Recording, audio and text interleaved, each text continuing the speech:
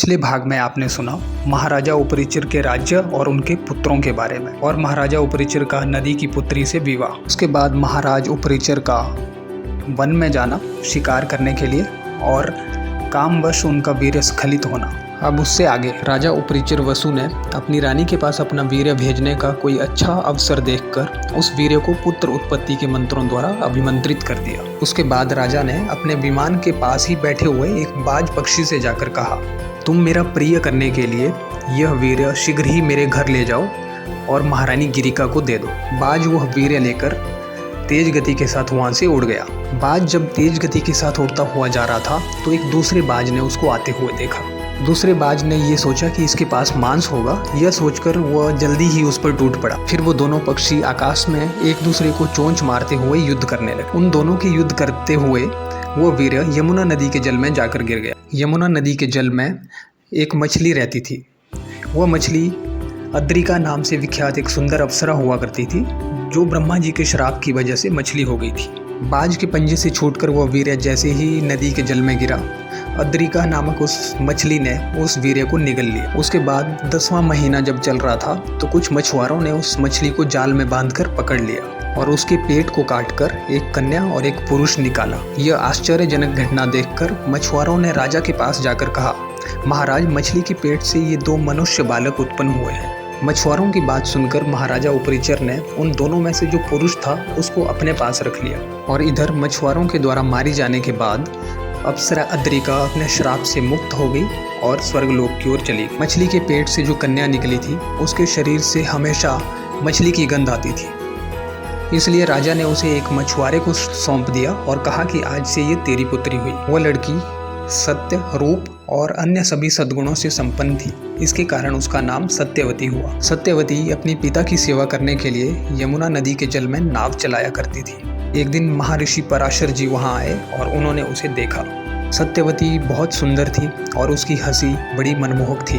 उस दिव्य वसु कुमारी को देखकर मुनिवर पराशर ने उसके साथ समागम की इच्छा प्रकट की। सत्यवती ने उनसे कहा, भगवान, देखिए, नदी के आर पार दोनों तटों पर बहुत से ऋषि खड़े हैं और हम दोनों को ही देख रहे हैं। ऐसी दशा में हमारा समागम कैसे हो सकता है? उसके ऐसा कहने पर शक्तिशाली भगवान पराशर ने कोहरे की सृष्टि की, जिससे वहाँ की सारी जगह अंधकारमय हो गई। यह देखकर सत्यवती आश्चर्यचकित और लज्जित हो गई।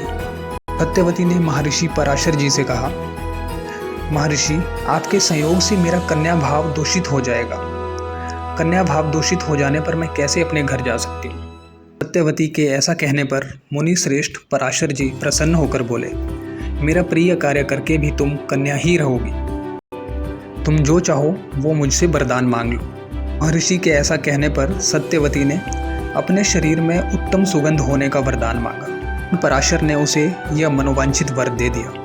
वरदान पाकर प्रसन्न हुई सत्यवती ने ऋषि पराशर के साथ समागम किया। अब सत्यवती के शरीर से उत्तम सुगंध फैलने लगी और महर्षि पराशर का संयोग प्राप्त करके सत्यवती ने तत्काल ही एक शिशु को जन्म दिया। यमुना के द्वीप में अत्यंत शक्तिशाली पराशर नंदन व्यास जी प्रकट हुए। उन्होंने अपनी माता से कहा, आवश्यकता पड़ने पर तुम मेरा स्मरण करना, मैं अवश्य दर्शन दूंगा। इतना कहकर माता की आज्ञा से व्यास जी ने तपस्या में ही मन लगाया। आज सत्यवती प्रसन्नतापूर्वक अपने घर गई। उस दिन से पृथ्वी के सभी मनुष्य 1 योजन दूर से ही उसकी दिव्य गंध का अनुभव करने लगे। अमित तेजस्वी शांतनु नंदन भीष्म 8वें वसु के अंश से तथा गंगा जी के गर्भ से उत्पन्न हुए। वे महान पराक्रमी थे। की बात है, वेदों के ज्ञाता ब्रह्म ऋषि भगवान अणि मांडव्य चोर न होते हुए भी चोर समझे जाने के संदेह से शूली पर चढ़ा दिए गए। जाकर उन महायशस्वी महर्षि ने पहले धर्मराज को बुलाया और उनसे कहा, पहले कभी बाल्यावस्था में सींग से मैंने एक चिड़िया के बच्चे को छेद दिया था। वही एक पाप मुझे याद आ रहा है। अपने दूसरे किसी पाप का मुझे स्मरण नहीं है और मैंने सहस्र गुना तप किया है, फिर भी उस तप ने मेरे छोटे से पाप को क्यों नहीं नष्ट किया? इसलिए तुम पापी हो, अतः पृथ्वी पर शूद्र की योनि में तुम्हें जन्म लेना पड़ेगा। ऋषि मांडव्य के उस श्राप के कारण धर्मराज भी शूद्र की योनि में उत्पन्न हुए। विदुर जी वही धर्मराज थे। इसके अलावा राजा कुंती भोज की कन्या कुंती के गर्भ से सूर्य के अंश से महाबली कर्ण की उत्पत्ति हुई। उन्हीं दिनों भगवान श्री हरि विष्णु जगत के जीवों पर अनुग्रह करने के लिए वसुदेव जी के द्वारा देवकी के गर्भ से प्रकट हुए। आदि अंत से रहित द्युतिमान संपूर्ण जगत के कर्ता तथा प्रभु हैं। उन्हीं को अव्यक्त, अक्षर, ब्रह्म और त्रिगुणमय प्रधान कहते हैं।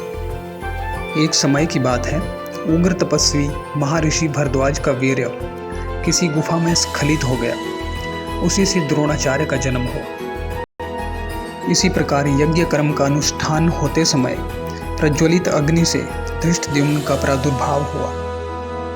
उसी यज्ञ की वेदी से तेजस्विनी द्रौपदी उत्पन्न हुई, जो परम उत्तम रूप धारण करके अपने सुंदर शरीर से अत्यंत शोभा पा रही थी। प्रहलाद का शिष्य नगनजीत राजा सुबल के रूप में प्रकट हुआ। देवताओं के कोप से उसकी संतान धर्म का नाश करने वाली हुई। उसकी संतान का नाम शकुनी था। राजा विचित्र वीर्य की पत्नी अंबिका और अंबालिका के गर्भ से व्यास जी द्वारा राजा धृतराष्ट्र और महाबली पांडु का जन्म हुआ। व्यास जी के द्वारा ही शूद्र जाति की स्त्री के गर्भ से विदुर जी का जन्म हुआ। महाराज पांडु के अपनी दोनों पत्नियों के द्वारा अलग अलग 5 पुत्र उत्पन्न हुए, जो सब के सब देवताओं के समान थे। और राजा धृतराष्ट्र के दुर्योधन आदि 100 पुत्र हुए। इस भाग में इतना ही। अगले भाग में हम विस्तार से महाभारत की कहानी शुरू करेंगे।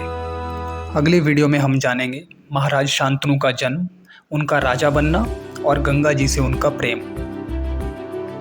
कृपया वीडियो को लाइक कीजिए, शेयर कीजिए और चैनल को सब्सक्राइब कीजिए। हम इसी तरह की रोचक और प्रामाणिक कहानियाँ लेके आते रहेंगे महाभारत से और अन्य पुराणों से। उम्मीद है आपको हमारा ये प्रयास पसंद आएगा और आप हमें सपोर्ट करेंगे। अगर आपका वीडियो के बारे में किसी भी तरह का कोई भी फीडबैक है तो हमें कमेंट करके बताइए। जय श्री हरि।